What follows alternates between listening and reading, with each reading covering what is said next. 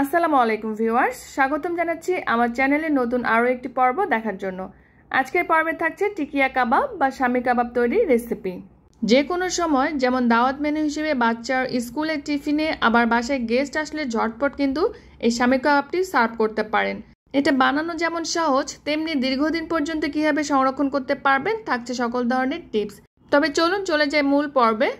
শামি কাবাব তৈরির জন্য এখানে আমি 1 কেজি পরিমাণে গরুর সলিড মাংসটা নিয়েছি, হাড় চর্বি ছাড়া। তবে চাইলে কিন্তু খাসি অথবা মুরগির মাংস দিয়েও এই টিকিয়াটা তৈরি করে নেওয়া যায়। 200 গ্রাম পরিমাণে বুটের ডাল 3-4 ঘন্টার জন্য ভিজিয়ে রেখে খুব ভালো মতো ধুয়ে তারপরে সেটা নিয়ে নিচ্ছি। 1 কেজি মাংসের জন্য 200 থেকে 250 গ্রাম পর্যন্ত বুটের ডাল কিন্তু একদমই পারফেক্ট একটা রেশিও। দিয়ে দিলাম হাফ কাপ পরিমাণে পেঁয়াজগুলোকে একটু মোটা করে কেটেছি। 1 টেবিল চামচ রসুন বাটা, 1 টেবিল চামচ আদা বাটা, 1 চা চামচ জিরা বাটা, চাইলে জিরা গুঁড়াও দেওয়া যাবে, হাফ চা চামচ হলুদের গুঁড়া, 1.5 চা চামচ বা স্বাদ মতো মরিচের গুঁড়া, হাফ টেবিল চামচ ধনিয়ার গুঁড়া, 1 চা চামচ পরিমাণে কাবাব মশলা। দিয়ে দিব 2টো দারচিনির স্টিক্স, 6টার মতো সাদা এলাচ আর 1টা কালো এলাচ। এরপর দিয়ে দিচ্ছি 1 টেবিল চামচ বা স্বাদ মতো লবণ, 4-5টা কাঁচামরিচ। আমি কাঁচামরিচগুলোকে আস্ত রেখেছি, সেগুলো দিয়ে দিচ্ছি। এরপরে সবগুলো খুব ভালো মতো মিক্স করে নিচ্ছি।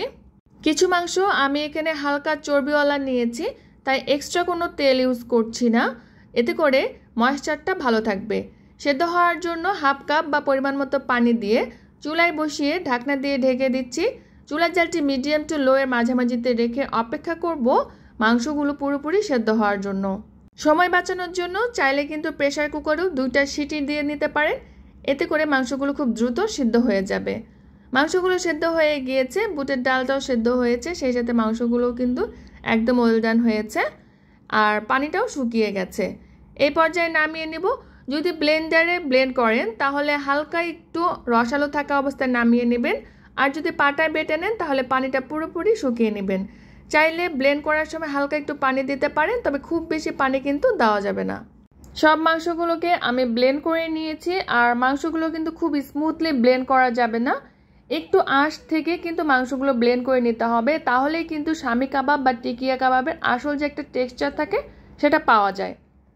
এরপরে দিয়ে দিচ্ছি হাফ কাপ পরিমাণে পেঁয়াজের বেরেস্তা, 1 টেবিল চামচ বা স্বাদ মতো কাঁচামরিচ কুচি, 2 টেবিল চামচ পরিমাণে ধনেপাতা কুচি, হাফ টেবিল চামচ পরিমাণে শাহি গরম মশলার গুঁড়া। শাহি গরম মশলার গুঁড়া আর কাবাব মশলার রেসিপিটা কিন্তু আমার চ্যানেলে দেওয়া আছে, লিঙ্ক আমি ডেসক্রিপশন বক্সে দিয়ে রাখবো, চাইলে দেখে নিতে পারেন। এরপর দিয়ে দিচ্ছি 1 টেবিল চামচ পরিমাণে ঘি। সবগুলো একটু ভালো মতো ম্যাশ করে নিয়ে তারপরে দিয়ে দিব ফেটে রাখা 1টা ডিম।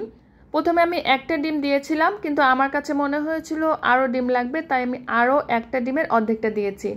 একবারে কিন্তু ডিমের পরিমাণটা বেশি দিতে যাবেন না, না হলে নরম হয়ে যাবে আর টিকিয়াগুলো বানানো একটু কষ্টকর হবে। যদি কাবাবগুলো ইজিলি মেক করা যায়, মানে কোনো রকমের ক্র্যাক না থাকে, সেই পর্যায়ে বুঝতে হবে যে ডিমের পরিমাণটা ঠিক আছে। আর যদি দেখেন কাবাবগুলো বানানোর সময় ফেটে যাচ্ছে বা একটু ঝামেলা হচ্ছে, তাহলে আরও কিছুটা ডিম অ্যাড করে অ্যাডজাস্ট করে নেবেন। কাবাবগুলো তৈরির আগে হাতে কিছুটা ঘি মেখে নিয়েছি। এরপর পরিমাণ মতো একটু ডো নিয়ে গোল গোল করে তারপরে হাতের মাঝখানে ফ্ল্যাট করে দিলেই কিন্তু খুব সুন্দরভাবে শামি কাবাবের শেপটা চলে আসবে। আমি আরও একটি কাবাব আপনাদেরকে তৈরি করে দেখাচ্ছি। প্রথমে একটু নিয়ে এভাবে স্মুথলি করে নেবেন, তারপরে এই যে 2 হাতের মাঝখানে রেখে একটু ফ্ল্যাট করে দেবেন। এই যে ব্যাস তৈরি হয়ে গেল।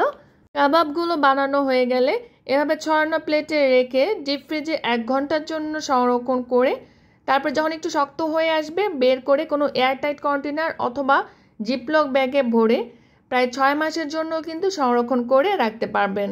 তবে আমি আজকে সবগুলো ভাজবো না, কিছুটা সংরক্ষণ করে রাখবো, আর কতগুলো আপনাদেরকে ভেজে দেখাচ্ছি। চুলায় একটি ফ্রাইং প্যানে আমি পরিমাণ মতো তেল নিয়েছি। তেলটা যখন মিডিয়াম গরম হয়ে আসবে এই পর্যায়ে কাবাবগুলোকে দিয়ে দিতে হবে, আর তেলটা এমনভাবে দিতে হবে যেন টিকিয়াগুলো পুরোপুরি ডুবে না যায়, মানে কিছুটা ভেসে থাকে। চুলার জালটি মিডিয়াম টু লো এর মাঝামাঝিতে রেখে একটু সময় নিয়ে টিকিয়াগুলোকে ভাজতে হবে, আর দেওয়ার সাথে সাথে কিন্তু উল্টাতে যাবেন না।